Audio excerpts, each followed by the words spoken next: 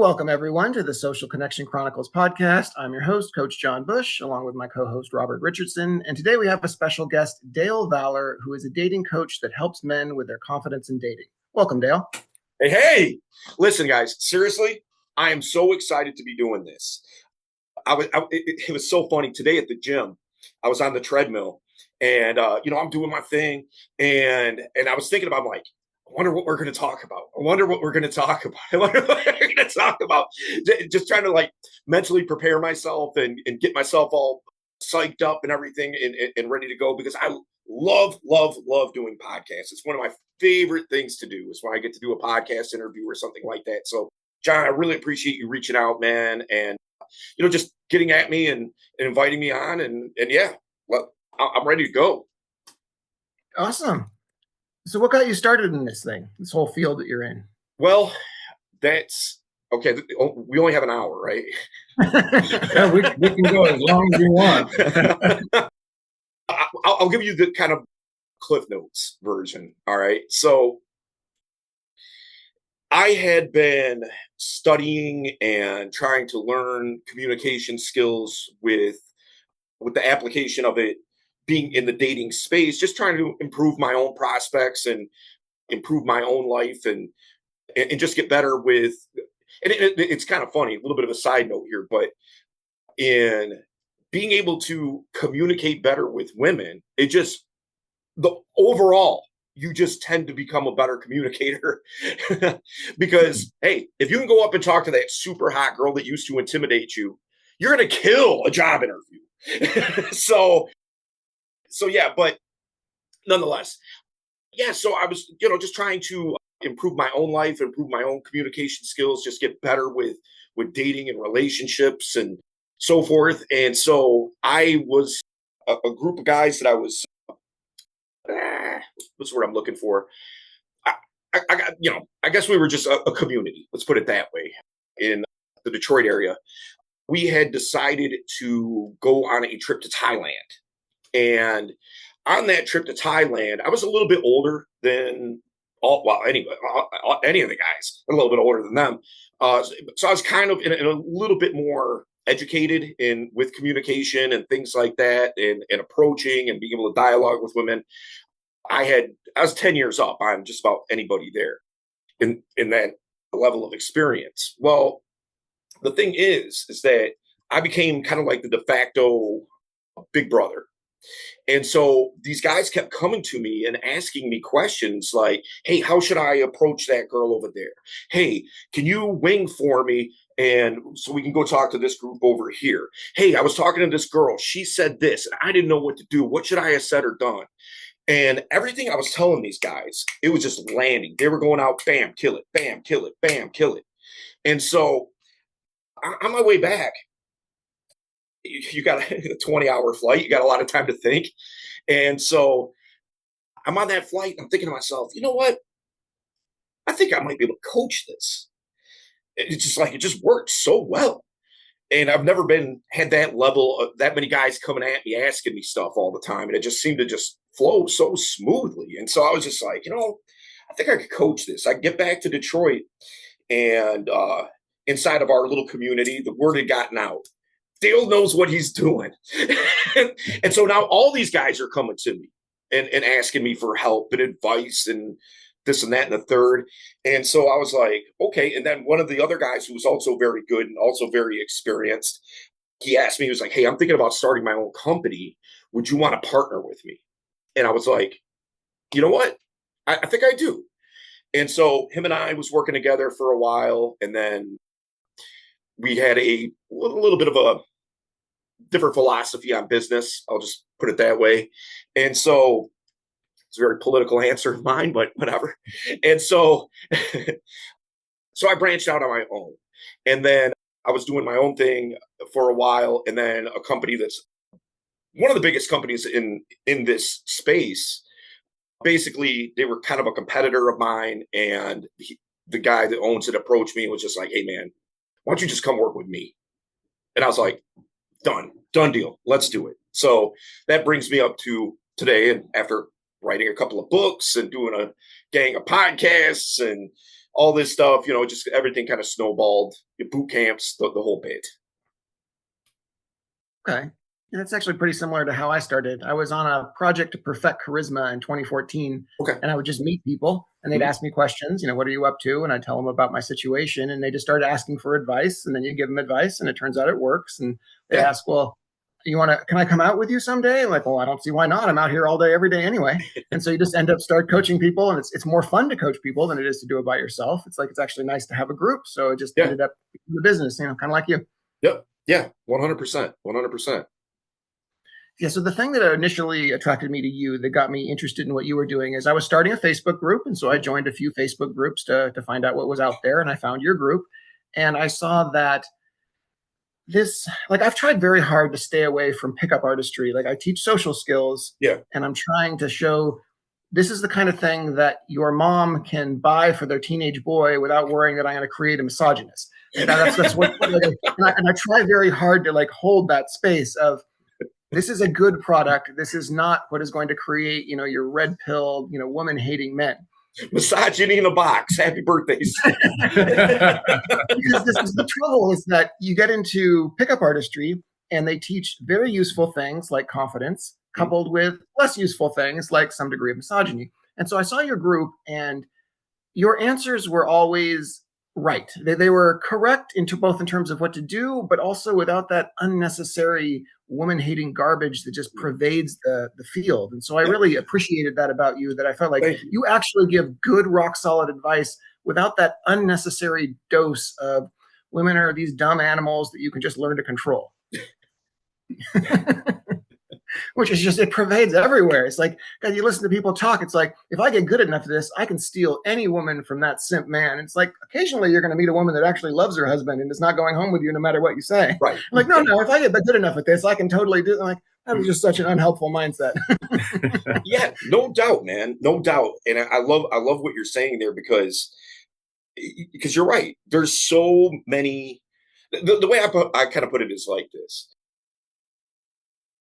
Look, there are a lot of, like if you look at churches, okay, there's a lot of great churches that are on the up and up, not trying to scam people, not trying to just take your money, and when they do, it goes right back out, and doing what they're supposed to do.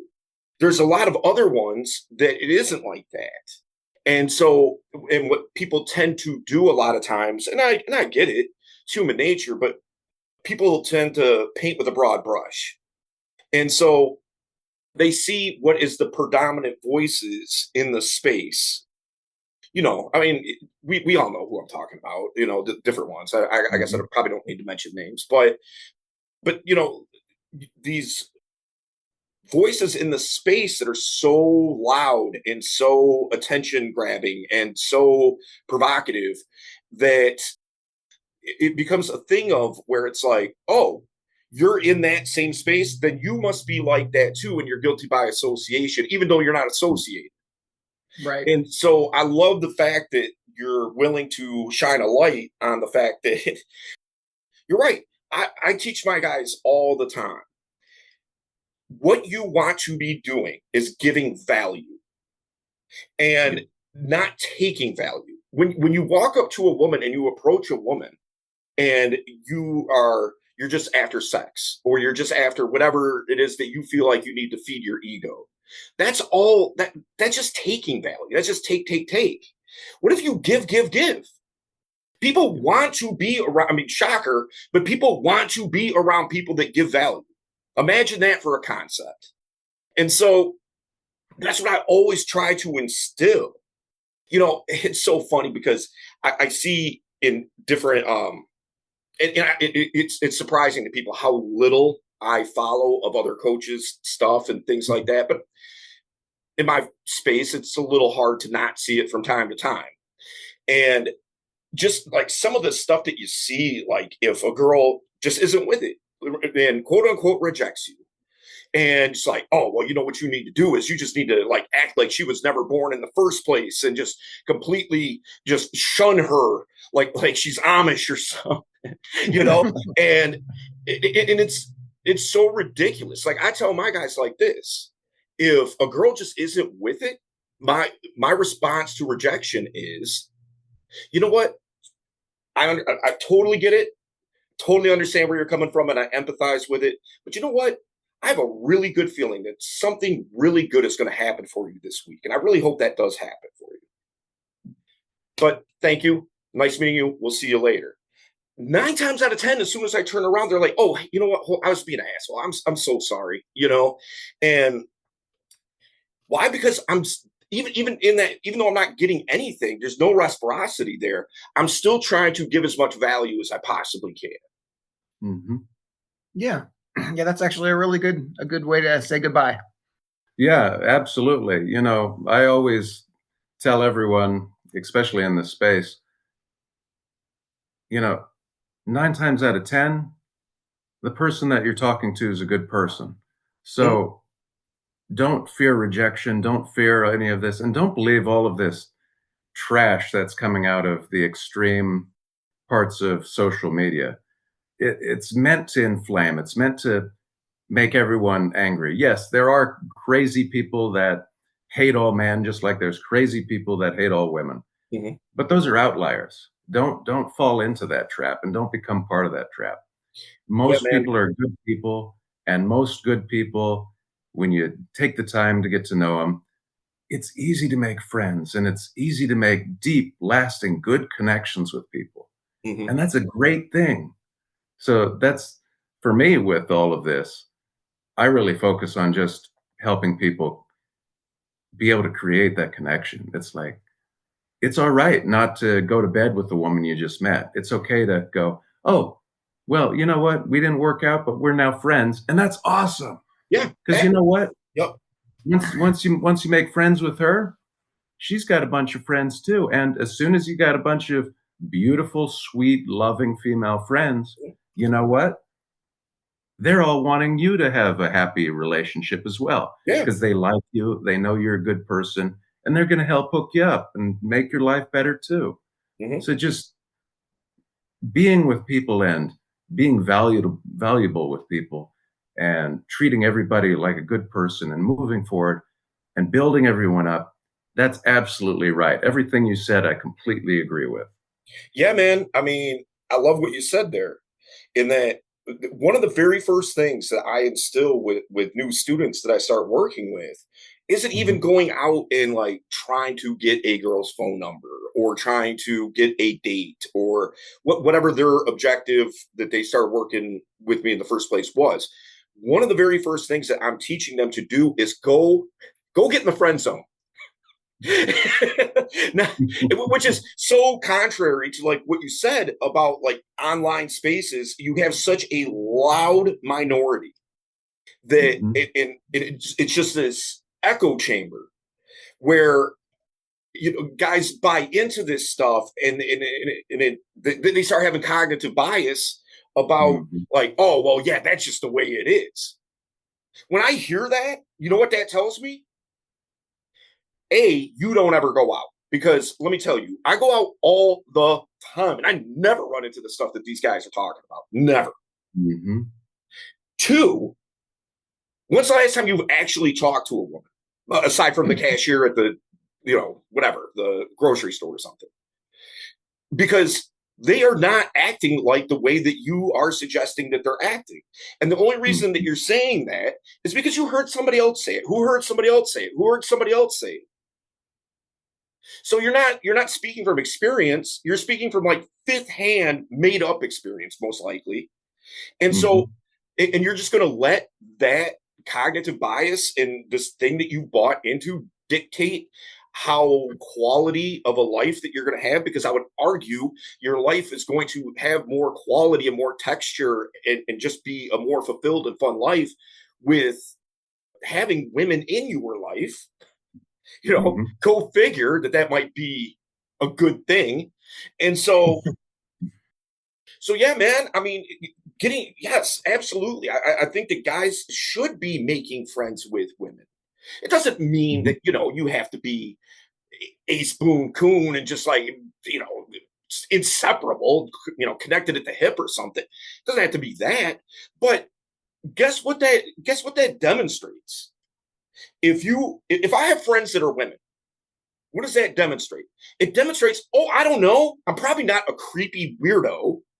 Because if I was, they wouldn't be here. And two, I know how to relate, talk to, and have women in my life without it being a big drama fest or something like that. And so these are all attractive qualities. These are all things that women look for. It's how does this guy treat other women? How does this guy correspond and interact with the women in his life? How does he treat his sisters, his mother, whoever, his female, if he has any, his female friends? How does he interact with it? Because if he's treating them like trash, well, he's probably going to treat you like trash too. So swipe left. So so yeah, I'm with you 100%. One of the best descriptions I ever had of it is if you see a guy in a booth, like at a restaurant or something like that, and he's like sharpening his knife, you think, I don't know what this guy is. He could be a weirdo. He could be a creep. He could be a murderer. You see that same guy with the same behavior with 3 beautiful girls in the booth with him, and you're like, oh, he's probably a chef. Just Context. Instantly, all the bad stuff just goes away immediately because there are other women who are around him that don't seem to be afraid of him, so he must be fine. Yeah. Yeah. Context is everything, right? So if he's got those women in that booth with him and he, I don't know, why does he have a knife? What's he doing with the knife? Like, yeah, there's no reason for it. It's just the point of like, that is the power. The power of having women around you that are not treating you like you're a freaky weirdo immediately makes the other women go, oh, okay, whatever my initial assumption might have been must be wrong because those women wouldn't be there if you were actually the kind of creep that I was expecting. And that's the thing that men miss. Like, they'll say, when a woman says, I just want to be friends, and they'll say, I have enough friends. Like, clearly you don't have enough friends because if you did, you would have plenty of female friends and they would have hooked you up with their equally beautiful friends by now. So the fact that you're single tells me you obviously don't have enough friends. And that plays to social value. Being a man who's capable of having a lot of female friends and male friends for that matter, but a lot of female friends in particular, increases your social value among other females and males. So it's an imperative socially. Everyone should have as many friends as possible. And because it's good to have good friends and be able to call up people and go, hey, let's have a potluck and play cards on Thursday and have 10 people show up. That's just a good thing. We're social animals. I don't understand when this became a weird paradigm. I'm going to blame it on COVID. But I guess any theory is relevant before that. Because the other way of looking at it is, I really want this girl, but this girl doesn't want me. She just wants to be friends. You could be upset about that and leave, or you could recognize that most people hang out with people of roughly the same level. So you can sleep with her, or you can sleep with her 10 friends. Which one is that are equally hot as her? Which one would be better? Even if you're entirely selfish and you don't care about doing the right thing, it is still the right thing in your own selfish interest to befriend this beautiful woman, and not because you're a creepy orbiter who's just waiting for her to have a bad day 10 years from now so you can sneak into her pants. Like, just genuinely befriend her. It will pay off so much better than focusing entirely on getting laid by this one person that has already said she doesn't want you. Yeah. 100%. And to your point, like whether it's with women or with men, okay, if we'll just say hypothetically, you're at a club, okay, maybe it's like Vegas or something like that, and at this club, over in the VIP or the whatever where they're getting table service and whatnot, is this artist or performer, whatever, that you've always been a fan of, that you would love to meet, or maybe it's somebody that you think might be able to be a client or whatever, right? You want to meet this person though, and they're high status apparently because they're sitting over there getting table service and surrounded by people and all this. Now, if you just walk up over there and like, hey, how you doing? I'm your biggest fan ever, right? You're just gonna be like, cool, thanks, man. Off you go. But if you walk up there, you got a girl on each arm, right? Now that guy is probably going to listen to you, maybe even invite you to be a part of his group, just on the strength of that, because there's so much pre-selection that is signaled, and just seeing the fact that you have women in your life. Yeah. So, yeah. Well, even taking on that point and taking it one step further, if you go and you start having conversations with everyone in the club and everyone is happy that you dropped by, and you leave them to last, they will notice, oh, who's that guy who seems to know everyone and is talking to everyone? And that then makes you the highest status person in the room, even more than the person you initially were going to go after. Bro, you're speaking my language, man. I coach that all the time because I get guys who are like, well, I don't want to go out by myself. And it's like, all right, man, I guess. But here's the thing. Nobody, because they're caught up on what they think the perception is. That like, oh, I'm sitting at the bar, lonely me, all by myself with my beer, whatever, just looking around. But the thing is that if you go and you just start talking to group, the perception now is that you know everybody, when in reality, you don't know anybody. And so you are now, you're Mr. Congeniality. You're the captain of the football team. You're Mr. Popular. Man, this guy knows everybody. And then you can even take it a step further and start introducing people from these individual groups. You just talk to group A, and a guy in group A likes to go scuba diving. And then over here in group D, this guy owns a boat or whatever. And so like, oh, did you meet my friend John? He's like one of the world's best scuba divers. I don't know how they calculate that, but whatever. But hey, I need to introduce you guys. John, come here. I gotta, and so now these groups are starting to intermingle. You're the straw that stirs the drink. Yep. And you've manufactured all this social proof from nothing.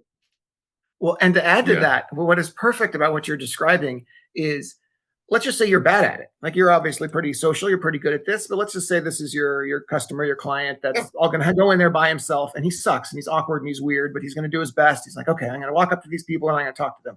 And it goes terribly. He is the biggest loser in the place. They don't like him at all.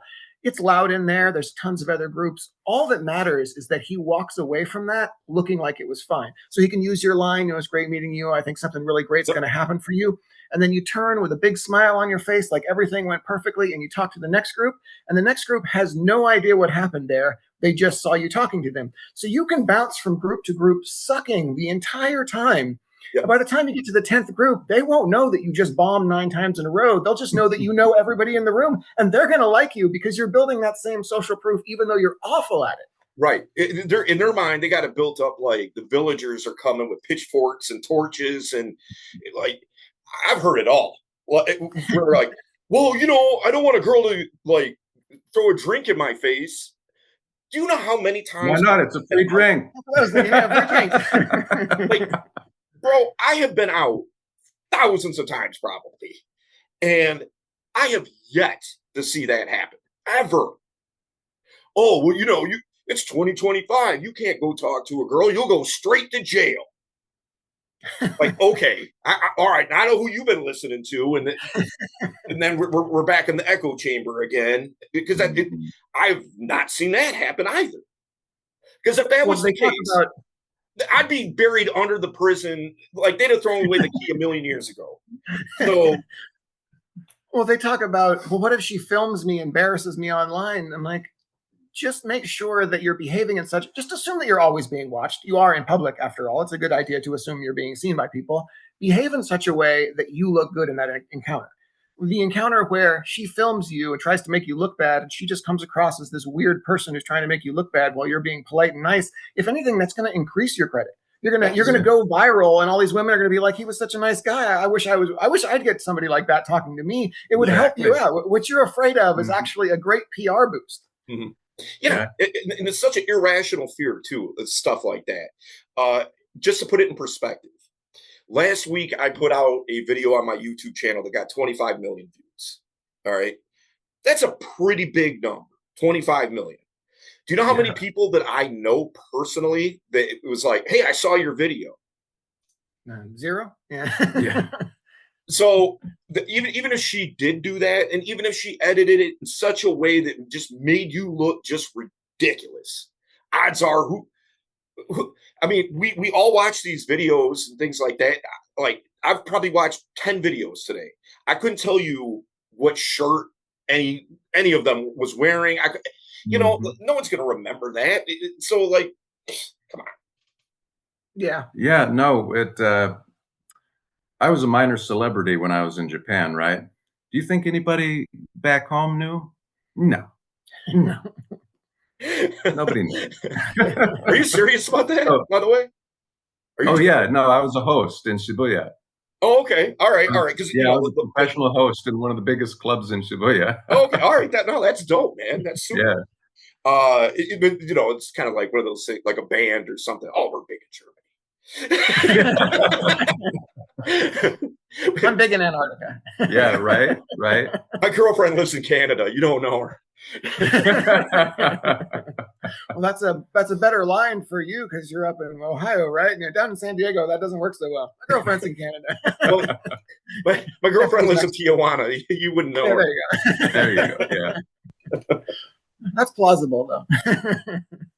Fair enough. Yeah, no, but seriously, yeah, no, like I'd get stopped in the streets of Tokyo with people recognizing me. I come back to California, it's like nobody knew who I was. It was just back to being complete anonymity. Yep. You know, it was like, oh, well, I should go back home. I miss it. To be fair, I'm just going to go out on a limb and say that you probably stand out quite a bit in In Japan. So, a little bit. Yeah. So, as we're talking about all these different things, we're talking about the good advice people get, the bad advice people get, and the absolutely crazy advice people get. Let's start off with really what's some of the craziest stuff you've heard from people that they've had as advice, like the wackadoodle stuff. Just so we can get a few laughs out of this first off. Yeah, all right. Like you mean from other coaches? Yeah. Well, from other coaches or even from online videos. What's the most wackadoodle stuff you've heard? Okay. Yeah. I mean, I think here's the thing. This is what I tell people all the time. Everything works. It's just a matter of what works best for you. So somebody could be giving advice that I wouldn't coach, okay? But it might be workable for some people or their particular audience or something like that. I mean, there's certainly philosophies and things like that I just don't align with, like red pill, black pill. Take whatever pill you want, the pill, whatever. But yeah, so I think in a lot of cases, when we're talking about coaching advice, in particularly like online and stuff like that, is that people, because there's so little, and I'm guilty of this too. I'm not saying that like I'm above this. It's more of a time sensitive thing than anything else. It's hard to have a lot of nuance and a lot of context. And when you're trying to demonstrate a particular point or something like that, when you got to get it within a 60-second reel. Okay. So that's like, I'll see some stuff and I'll be like, man, is that surfacey advice? But at the same time, how deep can that person go with it? Unless it's a long form video, that's a little bit different. But yeah, I think, I've heard some stuff that's like, man, I would never coach that. But whatever, and I have something in mind. I'm reluctant to say it because it's very sexually suggestive. but yeah, like in other words, I would not open a conversation with something like strongly sexually suggestive. Okay. Like, yeah. I think one of, I think a piece of bad advice that you see out there a lot is, and again, I guess it's some of the stuff that we already kind of covered a little bit, but is just these guys who feel like that they have female psychology summed up to a very simplistic view and operating off of that view in very broad paint strokes. And like, what's that one? She's not yours, it's just your turn. Oh, yeah. Come on. And so Yeah, I think another I think it's bad advice, but I think it Mhm. kind of comes from a good place at least. Mhm. Is like you had mentioned earlier, confidence. Like Yeah. some of the good things that can come out of things like red pill and stuff like that is trying to work on your Mhm. confidence, and I'm all for that. I wrote a book on Mhm. confidence. You know I'm a proponent of confidence. However, Mhm. I think the issue is that guys overcorrect to where Yeah. it's like, okay, confidence doesn't mean that you have to be the biggest jerk on the planet. That's not Mhm. confidence. That's posture. Yeah. Yeah. So I think that, and I think that that's where I can't even call it bad advice. I just think it's void advice. It's just Mhm. not there. Is checking Mhm. guys on these overcorrections and like where I have to be the alpha all the time. And it's so I don't know, man. Like it's kind of like imagine it's a hot summer's day, right? Yeah. And your girl comes up to you and she's like, "Hey, you know what? It's really hot outside. You know, would be fun and like sounds good to me is if we walked up to the corner ice cream place and got some ice cream, and then you being like, no, girl, I decide when we're going to have ice cream. You know, like in the back of your mind, you're like, man, that does sound real good right now. I can't let her know I'm the alpha. You know, like that it's Yeah. ridiculous. That's exactly what I was thinking when he asked you the question of bad advice is so much of it Mhm. centers around feigning confidence. Exactly the example of the being overly dominant jerk, Mhm. but also Mhm. the sexual stuff that you were talking about. When you're walking up to a girl and you're using a very well and cleverly worded line to say, I want to sleep with you right this second, Yeah. the main thing that you're doing is demonstrating confidence. That's the real reason why that is potentially useful advice. Mhm. But that's probably not the best way to deliver confidence, just like being a completely overbearing jerk also shows confidence, but is not the best way to deliver that either. Yeah, Yeah. it might show confidence, but it doesn't show competence.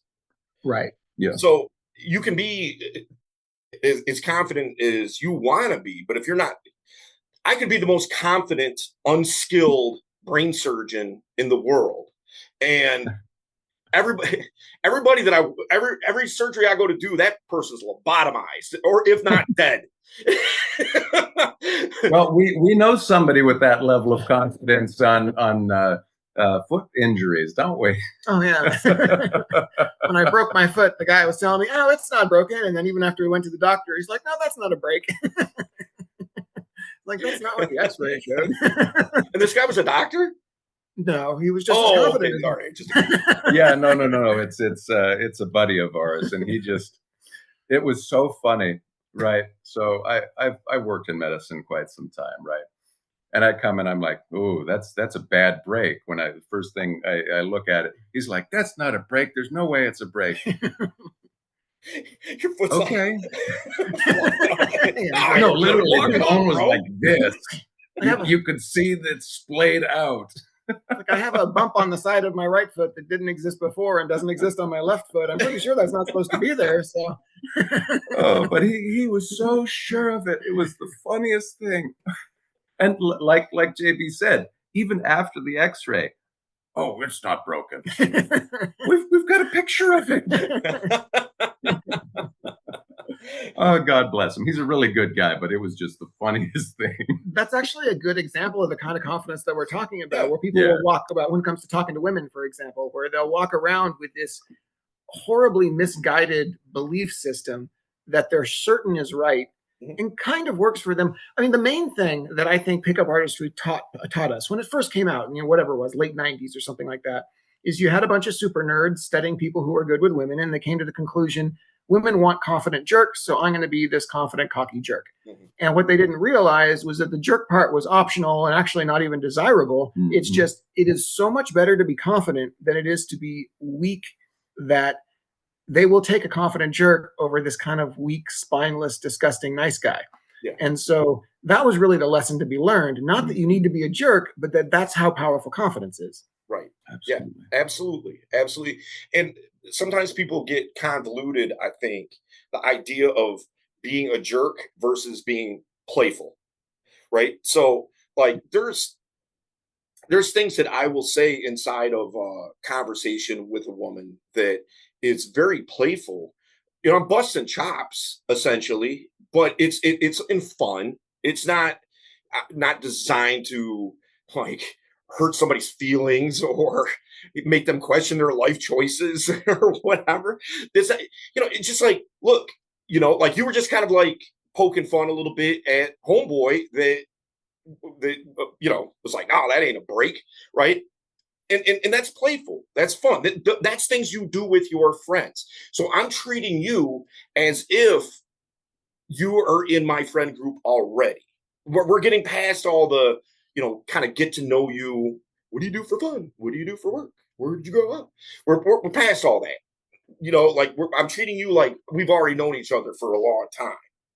And so and sometimes people take that playfulness and like I'll post a video online or something, and people will comment and say things like, "Oh, you shouldn't say things like that to a girl," and it's like, bro, like I didn't like call her out her name or not. Like it just like all I said was like, I don't know. I mean, it could be anything. Like, oh, that was a terrible high five. That was super weak. Come on, girl, you can do better than that. Like whatever. Like just playful fun, not anything. It's not malicious or anything like that. Yeah. Right. And intent is such an important part of it. That's one of the big issues with the whole misogyny part of it, is that I'm not trying to preach to you on moral grounds. I'm not a religious leader. I'm not saying that you're wrong for hating women. I'm saying that you came to me with a goal, and your hatred and judgment is totally getting in your way.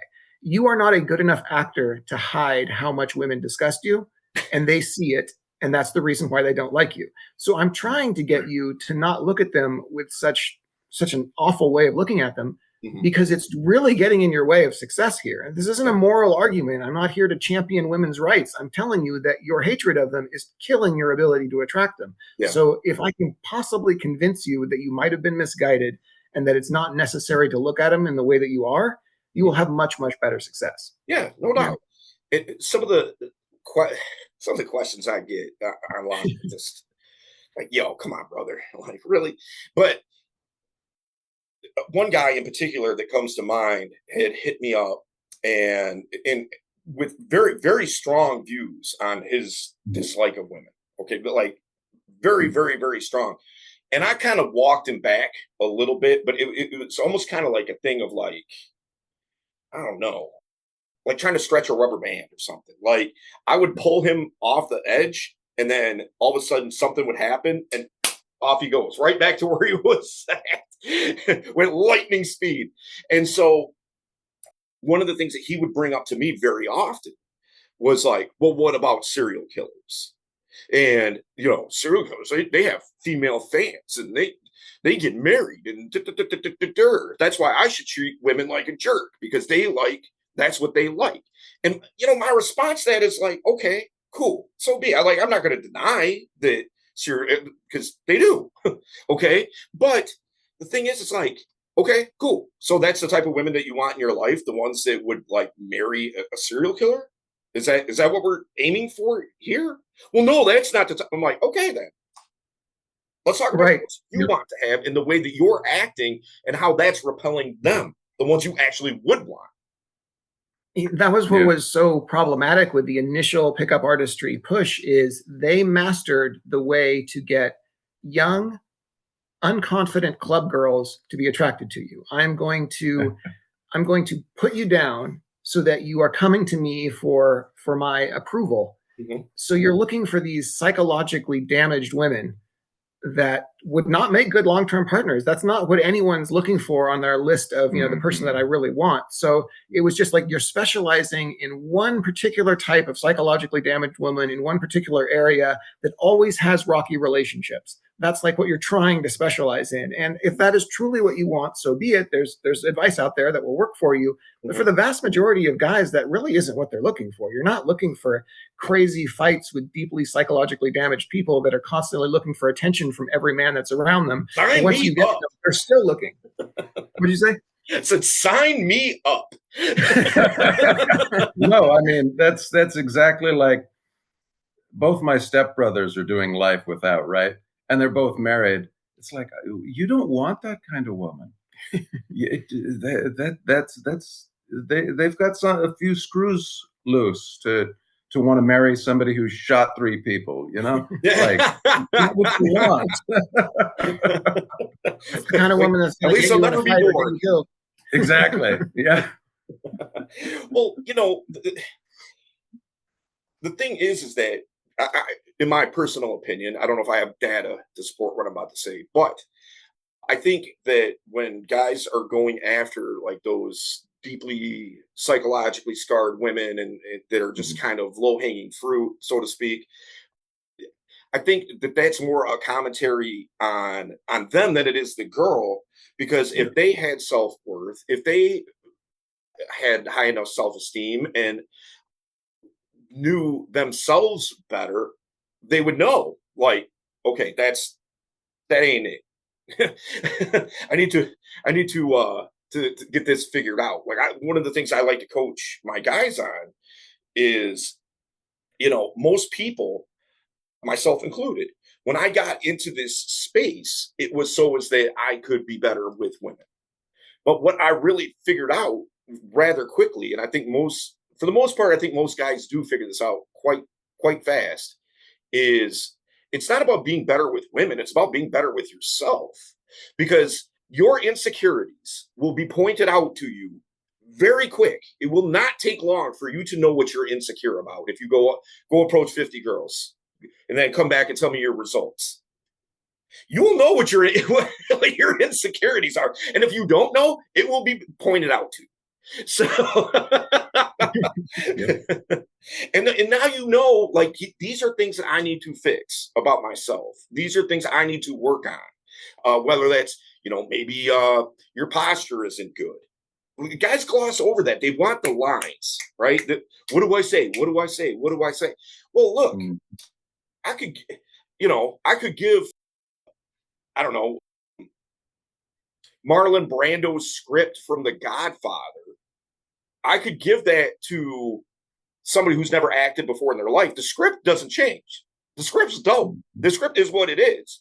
But the presentation and performance of that script is going to be vastly different. So guys gloss over things like posture, body language, being animated, vocal tonality, projecting your voice, eye contact, breaking the touch barrier, not in a creepy way, not like, hey, how you doing? My name's Dale.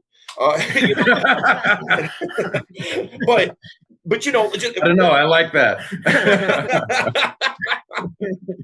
But breaking the touch barrier, because that makes people that generally, unless they have some type of issue with it, but that generally makes people feel comfortable with you, right? And so until these things are resolved, and like I said, if you go out and approach 50 women, you'll know what your insecurities are. 9 times out of 10, it's those types of things. Either that, or you approach them like at a very inopportune time, or you just did it super wonky and super weird, or something like that. But 9 times out of 10, it's things like I said, body language, posture, tonality, the way you carry yourself, and all this. Yeah. Yeah, absolutely. Absolutely. That's very true. So I guess the next thing that we really wanted to discuss, why do you think we're having this loneliness epidemic, especially with young men? What are the main issues causing this? Is it that men ourselves are not going out and engaging anymore? Is it a loss of social clubs? Is it the demonization of men in general that we've seen in the last 20 years? What in your opinion is That's a great question, man. Yeah, what's the reason? Thank you for asking me that. Usually I don't get those types of questions. Usually I get, what should I say when I go talk to a girl? So I love. Well, you already said I'm Dale. Yeah. How you doing, Hong Kong? We've got our starting line now. We're good. Jesus Cristo, Maria, Madre de Dios. Man, I think it's everything. I think it's a thing of death by 1,000 cuts. I think the pandemic didn't do anybody any favors socially. You have now look, let's for just a little bit of context. So I think the older you skew, like I don't know how old you guys are, I could guess, but I probably wouldn't be too far off. But you guys aren't like Gen Z, you know what I mean? So Right. but I think the older you are, I think the less that loneliness problem speaks to that individual. Okay, like look, I go out all the time for coaching purposes and to do boot camps. Like I'll be in Vegas next month. I'll actually be in San Diego. When is it? February 27th. I'll actually be. We're gonna have to go out and have a beer. Yeah, no doubt, no doubt. I was in San Diego about 6 months ago. Okay, and you see these things on, I don't know, online on social media, like, oh, people don't go to clubs anymore. People don't go out like that anymore. Mm-hmm. I don't know. I had to wait in line, so there were people there. Okay, I don't see any lack of people. Not, statistically, maybe if it's 10% less, but it doesn't seem like a noticeable amount to me. It might be a noticeable amount to the bar in like their profits and so forth. But yeah, man, I mean, I think that for the most part, that the loneliness epidemic thing, I think we're talking about millennials and younger. Okay. And so I think it's a combination of factors. Like I said, I don't think the pandemic did anybody any favors. I think that a lot of guys were raised to not objectify women, and for good reason. I'm not saying to objectify women, but again, an overcorrection to where it's like I have to be Mr. Nice Guy. I have to be Mr. Softy, and I have to go on ahead, girl, get up on that pedestal, and all this. And so I think that that's part of it, which in turn they're not getting female attention for them. Just like girls walking up and approaching them and talking to them. And so they think that women aren't into them, and so they're not doing the same. And because they didn't have, there's so many families that are, split parent homes and things like that. I feel like a lot of men weren't raised with a father figure the way that they should have been. Probably, I think a lot of isolation with social media. I think that's a huge, huge, huge problem with people like interpreting social media as real life when it's not. And then there again, we go back to the echo chambers of red pill and black pill and whatever pill that you want to take. And so they buy into these false narratives that just simply aren't true for the most part. I just think that this is so many factors, but I also think that there's not enough. I don't think there's not enough output from, and I don't even know who this would come from, but I don't think that there's enough initiative to say to younger guys, like, look, ultimately, this is kind of up to you. Yes, you have these things that are, kind of didn't go your way in life potentially. Oh, well, finances is another thing. People like, trying to get a job, and people living with their parents into their 30s now and feeling like a man child. And so, what woman's going to want me? Because, 6 figures, 6-pack, 6 foot tall, and I'm none of these. Right. So what woman's going to want me? Why? Because they're in the internet echo chamber again. And so I think the way out of it is it being reinforced to young men. It's like, look, man, the only person that's going to get you out of your basement is you. Yep. Nobody's come to save you. Nobody's, Yeah. unless your mom kicks you out or something, nobody's going to nobody's going to help you this way. You have to go out and seek it.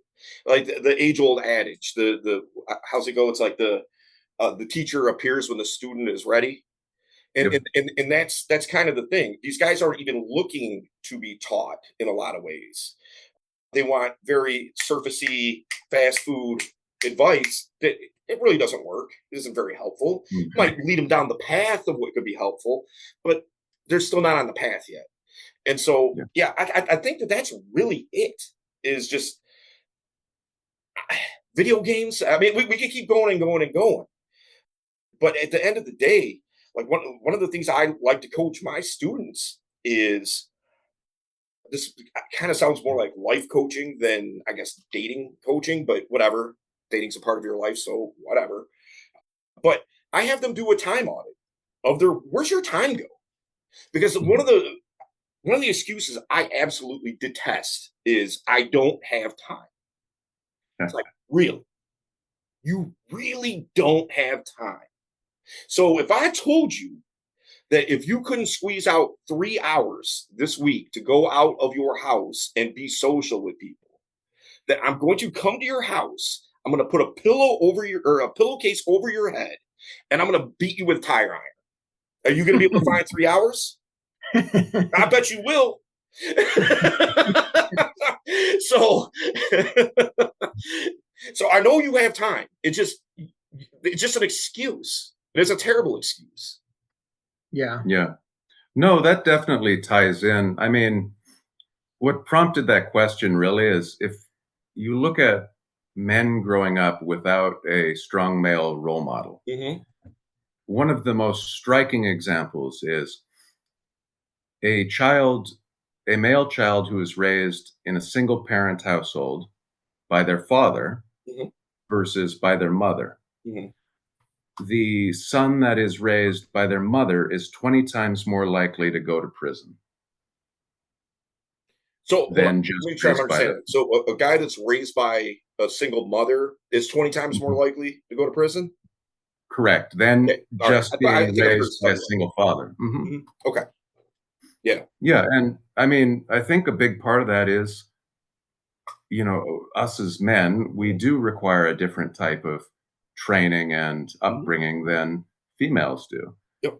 Um, Females don't live in a man's world, and we have a very different paradigm that absolutely needs to be addressed and understood. Mhm. Men, especially young men, I remember when I was young, we're much more aggressive and we want things and we're willing to do different things in order to obtain it. Mhm. And you need a positive, strong male role model to polish the sharp edges so you don't Yes. become, uh, you know, so you don't become criminal in a lot of these cases, All right. to direct our aggressive tendencies to good things rather than just letting us loose in the world. Yeah. Yeah. I think it, yeah. You want what's the saying? You want to be a warrior in a garden, not a gardener in a Mhm. war. And so I think with the proper training from and it doesn't, by the way, like it doesn't have to necessarily be the child's biological father, but some type of Mhm. figure in that child's life Yes. that is going to reinforce these concepts and these things like, yeah, push, just don't push too hard, right? Like where that sweet spot is. Another thing too is that I think is a huge, huge, huge benefactor to the whole loneliness epidemic and all this Mhm. is testosterone levels. Mhm. One of the things I have my students do is get their testosterone levels checked. And Yep. the reason being, because I had low T, and I'm on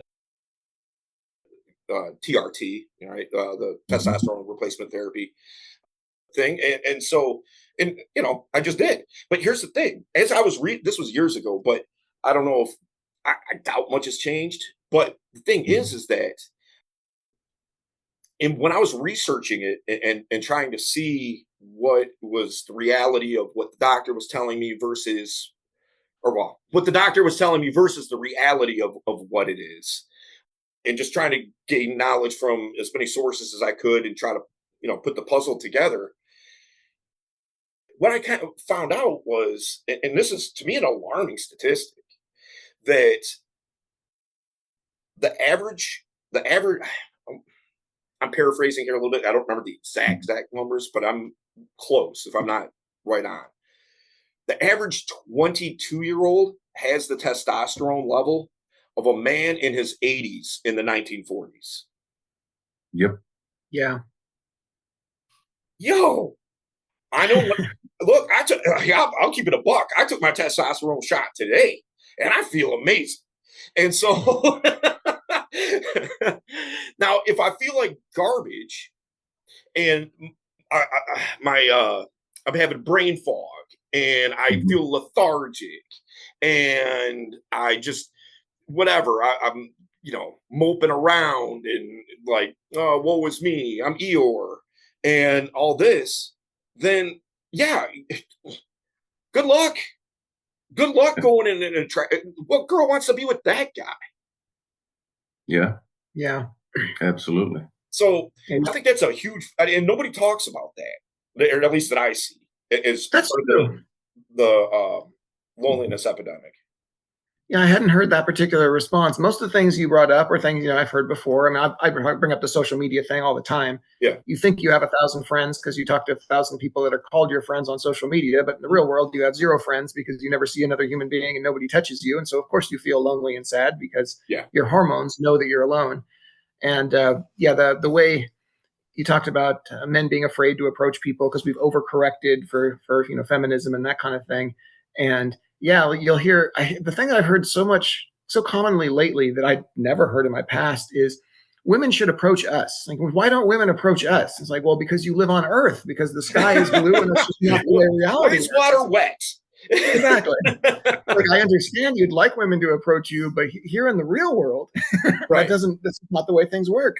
Yes, exactly. And so in part, and this, because I get that question a lot. And one of my responses to that is you have to realize that for most women, part of the attraction is the fact that you approached. So a big puzzle piece of her attractiveness or you being attractive to her is now off the table, been eliminated. Mm-hmm. And so why would she approach you? She's not attracted. You took away one of the biggest parts of what would make you attractive to her.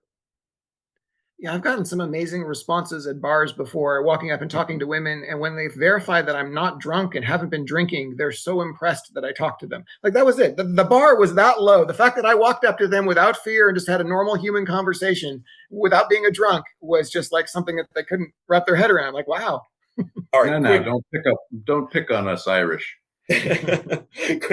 Quick story. So one time I'm out with a girl that I was dating and her friend. Okay. And now this is the first time I had met this friend. And, we're standing around. We're at like one of those high top table type of things. Mm-hmm. We're not sitting there. We're standing there. We got the table there. And, we're chit chatting and whatnot. And it comes out what I do for a living. And when that comes out to a girl, oh, buckle up because it's always a party. So she's like, oh, so you're telling me that you help guys go around and just talk to women? And I'm like, yes, that's what I'm telling you. And she's like, okay, Mr. Dating Coach, let me show you. I'll show you my girl game. And I'm like, oh, please do, by all means. And so I'm like, do you want me to pick somebody out? You see a guy that you're going to go approach? And she's like, yeah, that guy's really cute. I'm going to go approach him. I'm like, okay, cool. So this guy's standing at the bar, right? He's waiting on his beer or his drink or whatever. And she walks over there, right? So here's the guy sitting at the bar or standing at the bar. She walks over there. Now there's about a good 5-6 feet in between them. Okay. She's just standing there. and she turns this way a little bit. He gets his drinks, off he goes. She turns around, he's gone, and comes back to the table. And I was like, that was impressive. She was like, oh, he was just super gay. He was just gay. I'm like, okay. But in her mind, that's her approach. Right. That's incredible. That's what men need so to understand. accurate. Right. Men need to hear that because they don't understand that, like, that woman that just walked up to the bar and completely ignored you other than a moment of eye contact that you missed. Well, not eye contact, her looking at you and then you missed, and then purposefully turned away. That was her hitting on you. Exactly. Like, wait, that was her. Okay, how does that distinguish from a woman who absolutely hates me? Oh, it's identical, except she wouldn't look at you as long. The micro expression on her face when she looked at you, that's the difference between, God, that guy's disgusting, and, oh, I really like him. And they wonder how we miss these sins. They're so obvious, though. Well, I was just reading yesterday. I read a lot of psychology stuff and things like that. And I was just reading about it. I can't remember what the actual term for it is, but there's a psychological term for that we, like, people in general, overestimate how people are observing them. So, like, I think that I'm being straight up and forward with you. You're taking it as I'm being passive. And so, in my mind, I'm like, why are they not getting it? Like, I'm being as blunt as I possibly can be. Well, in reality, you're not. And so, I think that that's what's going on in a lot of cases. Like, oh, if I stand by him, then he's going to know that I'm over here to talk to him. All he has to do is start the conversation, but I'm making the first move here by walking over in his proximity. That guy probably didn't even know she was there. He was just waiting on his beer or whatever and walked back to his table. I mean, he probably didn't even pick up that she even walked over there. Right. You know? Yeah. Yeah, man. And with the loneliness thing too. I think a huge part of it as well is, I know with what you do and what you coach, you have to know what I'm talking about. It drives me up a wall where everybody's like, "Oh, I'm an introvert." Oh, it's like, no, you're not. Like, no, like in reality, like 10% of people are like true introverts. You know, like, I don't know all the Gen Alpha lingo. Does that mean coward? I love that. That's good. I like that. Yeah, exactly. Because introvert means you will eventually get tired being around people. That doesn't mean you don't like talking to people. It just means you can't do it all day and night like I can. Right. Yeah, my grandfather, he was a true introvert, but he was an elegant speaker. He could talk to anyone, and he made everyone laugh when he did.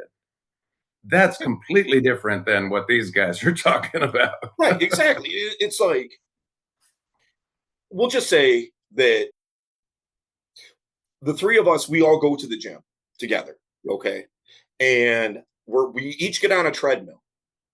And Rob, you run 3 miles. John, you run 4 miles. I tire out after 1.5 miles. And then me being like, I don't run. Well, no, you just ran 1.5 miles, Dale. No, I didn't. You know what I mean? Like, right. It's just, I got tired faster. That's all. Doesn't mean I don't like running or I don't like working out or anything like that. You might be in better shape than me. Well, not with your foot, but still. But I hop pretty far. Yeah, exactly. Yeah, because people are looking for excuses, and an introvert is an excuse. I mean, I know personality tests can be very fun for people and they enjoy taking them, but the main reason I tend to shy away from them is that it has 2 problems. People tend to say, oh, I'm this personality type, I'm lumped in this category. Here are all these good things that don't really apply to me, but I'd like to pretend that they do. And then the worst part, and here's all the bad things that I'm now allowed to get away with because it's my personality. And like, that is not what a personality test is for. If anything, it's to highlight these are your areas of weakness that you need to work on strongest to make them better, not that you just get this blank check to be as bad as you want in those areas because it's just who I am. Yeah, I'm INTJ or whatever. So therefore, Right. I don't have to leave my house. So yeah, dude, I've told my students I work with and things like that, like, look, putting a label on things like that, all that's doing is cementing in your mind what you think that you're capable of and what you think you're not. You are literally establishing cognitive bias when you do that. And so one of the things that I do is I basically have them do their own personality test as to where it's not a defining, like, you are this, right? You what Star Wars character are you? What Harry Potter character are you? Answer these 10 simple questions. Instead of that, well, and by the way, I mean, that's basically what you're suggesting is like, oh, I'm Darth Vader. Oh, well, guess what? Everyone that I know is in trouble now because I'm Darth Vader. So, but I have them figure out what I call is an intrinsic values exercise. And what that does is it helps them understand themselves to the point of, okay, these are the things, this is the value that I bring to the table. Right. So if I'm going to, like, as we started this whole conversation off with, if I'm going to give value, I ought to know what value I have to give. If I have $20 in my pocket and I don't and that's all I have, and I give you $20, I gave you value, but I'm left with nothing. Right. Now, if I give you $1, okay, we're both good. You know what I mean? But yeah. If I don't know what value I really actually have, how can I give it away? I don't even know. I can't even define it. If I want to put my house up for sale, would it not behoove me to, I don't know, maybe check the comps and see what my house approximately is probably worth, so I know what to price it at that makes sense, so I don't way overprice it or way underprice it. And so I have them go through this exercise so is that they know exactly what it is that they bring to the table so they can accentuate those things and communicate those things. Now the girl knows who she's dealing with instead of the same old, what do you like to do for fun? What do you do for work? What do you, so yeah. And I think that's part of the loneliness epidemic too. Guys don't think that they have any self-worth. When they do, they just don't know it. They don't know what it is. And then even if they did, well, that is an extension of that. They probably don't know how to communicate it. And so that's something that needs to be worked on too. But nonetheless, at least that's a starting place. One of my favorite. This is one of my favorite expressions that I like to use. It's in my book, Inner Game. Is a man that knows who he is and knows what he wants is a dangerous man. Unfortunately, most men don't know either. Yep. And it's true. Yeah. Here's another one that I like. Most men like to think that they can fight and pick up women, and most men can't do either of those either. Also true, yeah. And yeah, that's a big part of the stuff that we're doing here. JB, he focuses a lot more on the social aspect. I focus a lot more on the building community aspect and building up the people within the community, teaching them that they do have self-worth and value and building on that. It's amazing. You take a 20-year-old kid these days, you teach them how to change a tire. Man, you've never seen a kid that happy before. You'd think they'd won the lottery. And it's just something simple like that. Because I don't know where we went wrong, but we've stopped teaching young men how to be men. Yeah. It's just. I would agree. And a lot of these guys feel like there's younger guys anyway. Feel as though there's like no real place for them in the world. That there's no real space that speaks to their issues or their needs, or when you look at different statistics like suicides and homelessness Mhm. and workplace deaths and all this. I mean, it's vastly met, like Yeah. 90% plus in all of those things. And so, like, and I'm not, and by the way, I hate when something gets pointed out on one side and people think that that means that the other side of it, that's null and void, or you're against this because you're for this. Mhm. It's ridiculous. But like, you see so many things like Women's Mental Health Day or month or whatever, and that's fine, great. I don't know, I like women in my life to be sane, so okay, I'm That all would for be helpful. it. But not your brothers though, your stepbrothers.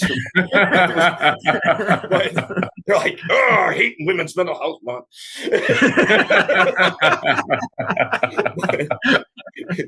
But like, and I know that there is stuff like that, but it doesn't get celebrated the same. It's not like a thing of where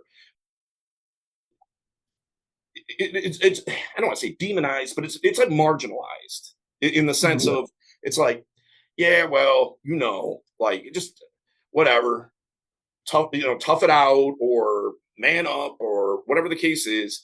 And I do think there's some validity in those statements too, by the way. But there are definitely people who need help with stuff. And Oh, yeah. hence, therefore, what you guys do for a living, what I do for a living, it is super Mhm. valid, because they're not getting taught these things. And so Yeah. it's got to come from somewhere. Right. That's one of the biggest issues we have, exactly, is this assuming it's a zero-sum game where every time you try to help men, you must be taking it out of the pool of helping women. And that bad attitude has resulted in the reason why men are so weak these days. But women aren't happy with weak men. Women want us to be more manly, and they don't seem to recognize, or like they're starting to recognize more, that when men are weak and falling behind, all that means is you can't find any decent partners. So it doesn't benefit women to let men fall so far behind them. Like, nobody's happy with this. Right. Exactly. Yeah. It's Exactly. not good at all. Yeah. Yeah. No, it is really interesting seeing how the marginalization of men has been so detrimental to our society overall. It, uh, it'll be interesting to see how this continues, whether we correct it or not. I think, and I don't want to go down the conspiracy theory rabbit hole really, because I'm on your guys' podcast. I don't want people to think I'm insane. That's all right. I'm the crazy one on this podcast. They give me meds and pay me to stay away from people for that. But I think if some of these issues don't get resolved in a, like I said, look, smarter people than me are going to have to come up with these answers. But if it doesn't get resolved in some type of way, or at least start being seriously addressed, I think we're going to have some serious problems down the line, in the sense of like, I could look. We already have, and I don't care, what anybody's like political leanings are, or whatever, but you already have organizations like Antifa and different ones like that, that already can kind of organize and cause a lot of harm, you know. And so imagine a whole generation's worth of dudes who are just like, one day just waking up and just being like, you know what, this ain't it. Like, Yep. we're going to start taking what's ours. Who's going to stop them? Yeah. You know. Yeah. And so now, I'm not trying to be doomsday guy or something like that, but I think I think history kind of proves these things over and over and over and over again, and I don't see as to why now would be any different. Yeah. For whatever reason, us in the West, Western cultures, we're not teaching young men to build and create anymore. And because of that, a lot of the pent up energy becomes anger and destructive forces. Hmm. And it does not behoove our societies at all to continue down this road. We don't need them to have this destructive desire. We need them to want to build and create and do Hmm. all these wonderful things. That's how we got here as a civilization in the first place. Yeah. Not by destroying things, but by continuing to build them. Right. Yeah. Look, I mean,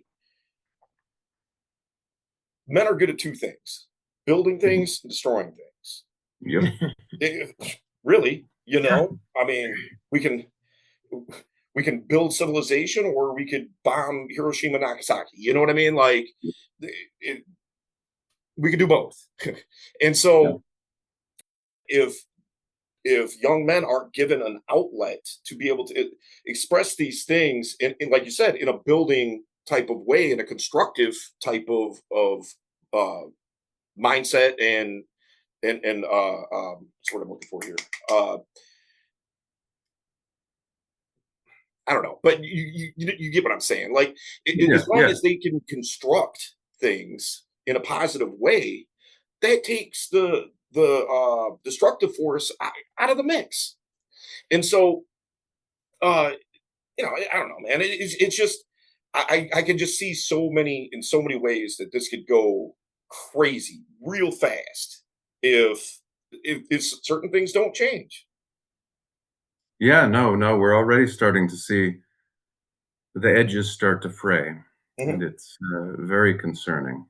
I mean, look, you're told a lot of times as a guy, like different your nature is wrong.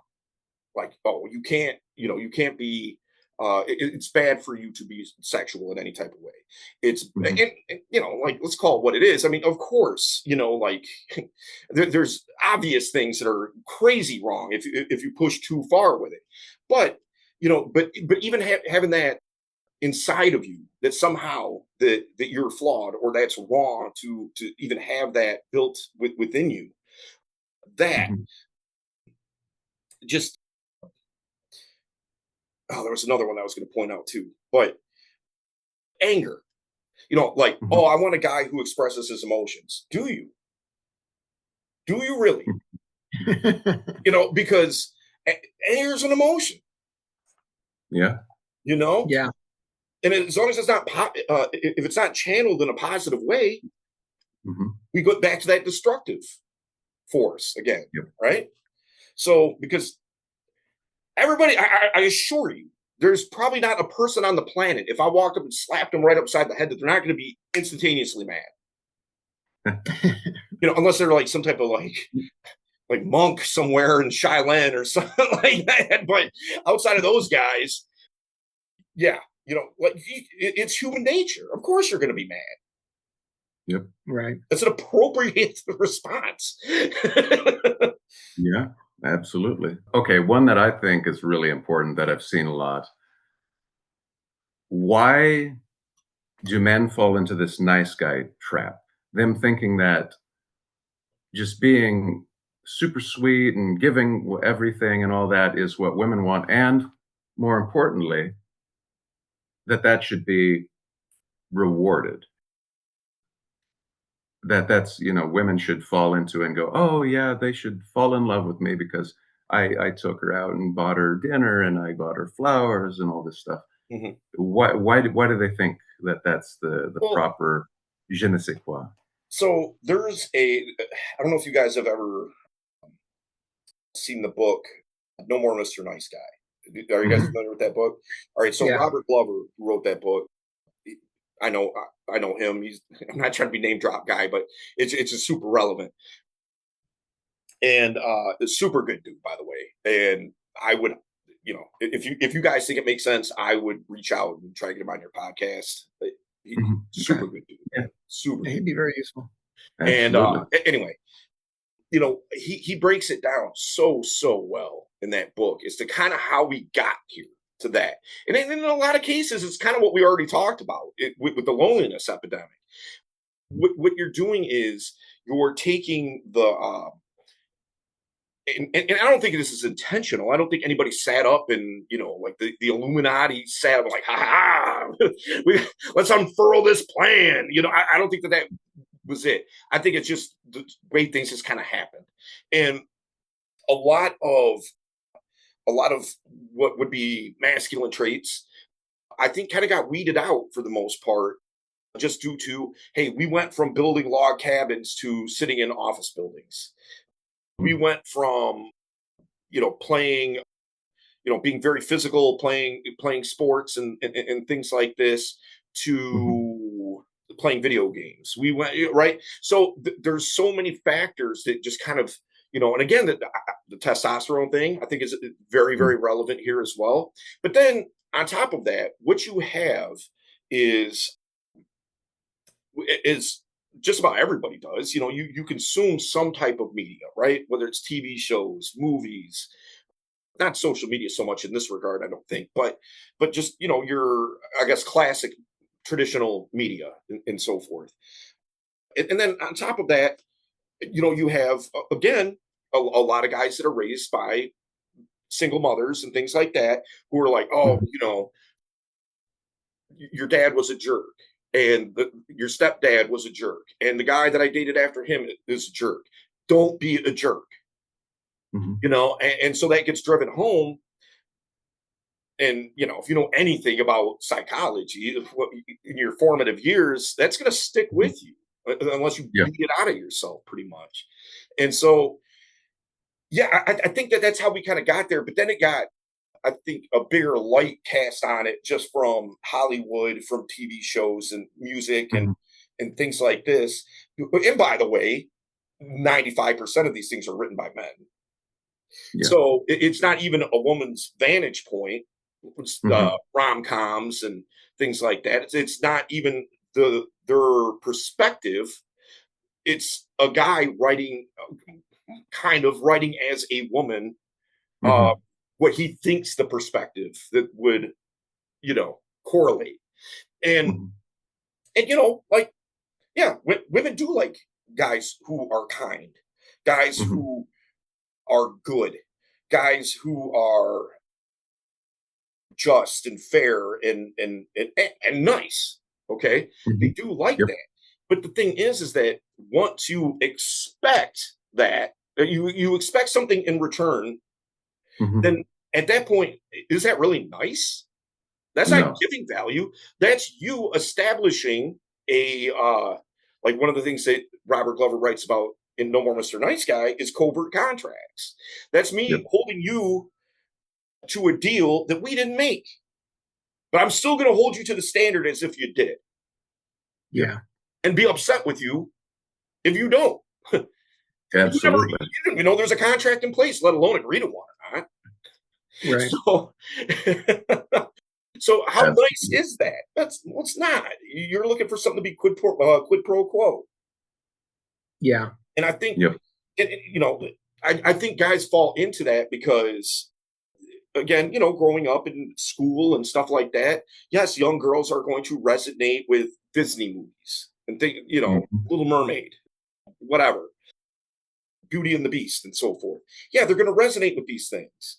And they're like, oh, okay. So as, 10-year-old me, I'm seeing all the 10-year-old girls in my class like, oh my gosh, Eric from My Little Mermaid is, oh my goodness, he's such a prince. Well, I need to be like that then. And it just gets ingrained. Yeah. I think that I think that's really what it boils down to. And also, yeah, most likely. I've always wondered why the quid pro quo became so common in it, where and like you said, with the covert contracts, where did men start thinking that if I do A, then B and C must also be true? That's always been my disconnect, because growing up for me, I grew up homeless. My mother was a meth addict. Mhm. I knew that no matter what I did, I wasn't getting B and C. It didn't matter. So, I mean, maybe that's just because of my upbringing that I never had that, or I don't know. Let me put on my therapist hat right quick. All right. Looks just like your regular hat.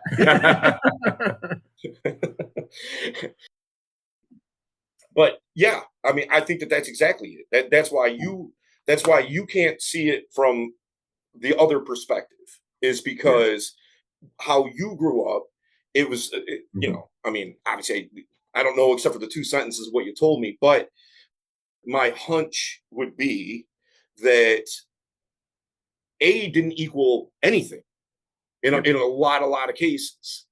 And Yep. so it might B and C, if you did get it, might be worse than A to begin with.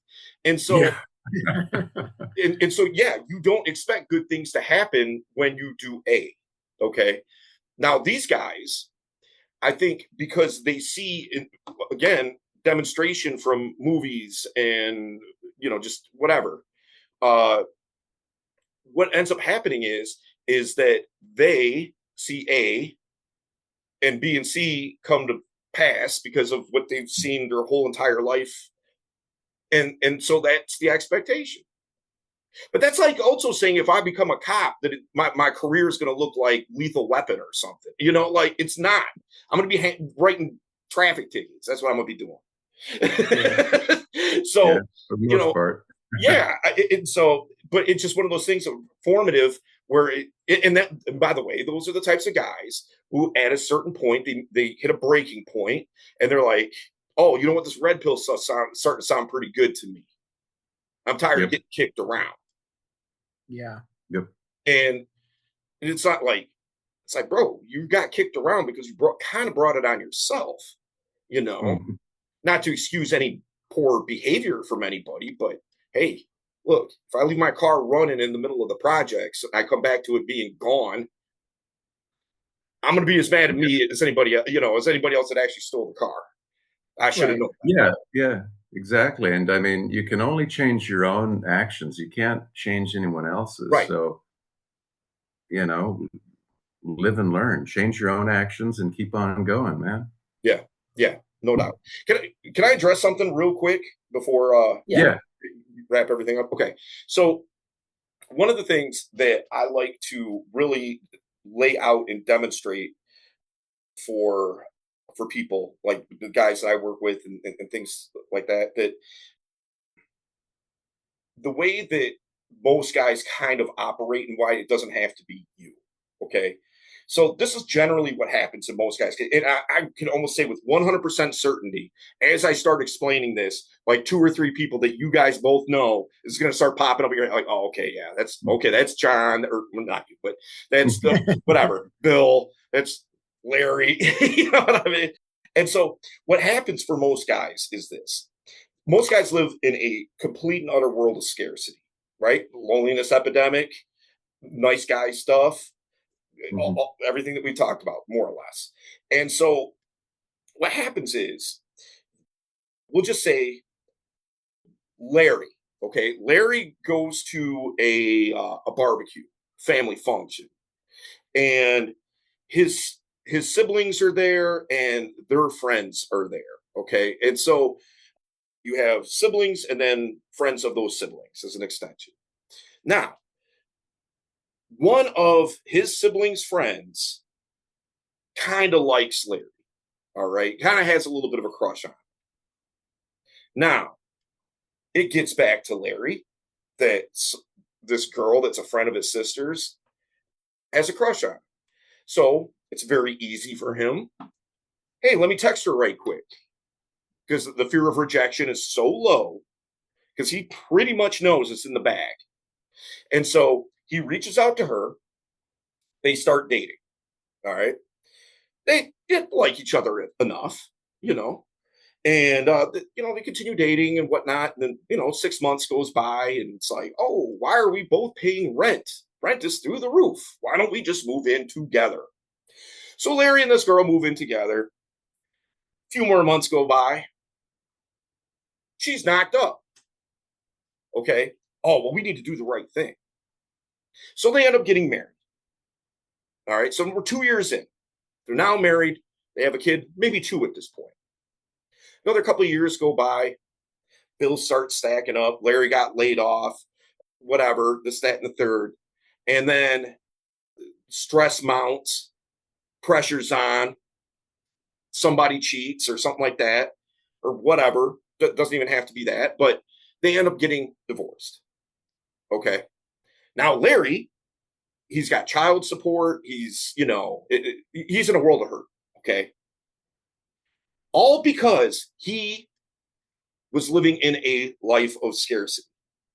Instead of going out and being selective about who he was going to share his time with, share his interactions with, eventually get to know, befriend, date, at his choosing, as opposed to the low hanging fruit that kind of came to him, kind of fell in his lap, so to speak, he would be in a much different situation. If he knew who he was, if he knew what he wanted, was able to go out there and get it, as opposed to best case scenario, he ends up married to some woman that, right? And so what I'm driving at here is this, for your guy, your audience and everything. One is don't be Larry. Don't live in that world of scarcity. You don't have to. The choice really boils down to, am I going to live in scarcity or am I going to live in abundance? And it sounds overly simplistic, and maybe it is to a certain degree, but in that simplicity is a lot of learning and a lot of growing and a lot of work. But at the end of the day, anything worth having is going to take work. So I don't know. It makes sense to me that you would pick abundance over scarcity. But that's just me. Absolutely. And another thing too is I have 2 books, Inner Game, and that's basically dealing with confidence, self-esteem, self-discipline, several other things as well. And then also Unlocking Unstoppable Confidence, which is like a 30-day, every day you have like a little mission you got to do, and it kind of breaks it down and all that kind of thing. So anybody in your audience that wants it, all they got to do is hit me up. I'll send it to them for free. Okay. Rock and roll. Rock and roll. So how do they hit you up then? How do we find you? Smoke signals. Okay. That's the most official way. No, look, I assure you, if you Google Dale Valor, like I'm not hard to find. I'm really not. So Google my name. I'm on every social media platform. I monitor all that stuff. Instagram would be a good way, I guess. But again, just Google me and it will become abundantly clear as to how to get a hold of me. Rock and roll. Rock and roll. Well, it's been great having you on. Hopefully in the future we can have you as a guest again. Absolutely. Yeah, no doubt. Yeah. Anytime. I had a great time with you guys. Rock and roll. Rock and roll. Well, hopefully we can make this a regular thing. All right. That's what's up. That's what's up. Again, I really, really appreciate you reaching out to me, John, and giving me an opportunity to join you guys and have a really fun topical conversation. And so kudos to you. Yeah. Excellent. Excellent. And I did mean that. When you're out here in February, we're going to go down to my favorite brewery and have some good chocolate porter. Fair enough. Fair enough. There's the Irish in you. Yeah. Okay. Exactly. Gotta have a wee bit. Yeah. Thanks for joining us. This was great. No problem. Bye, everybody.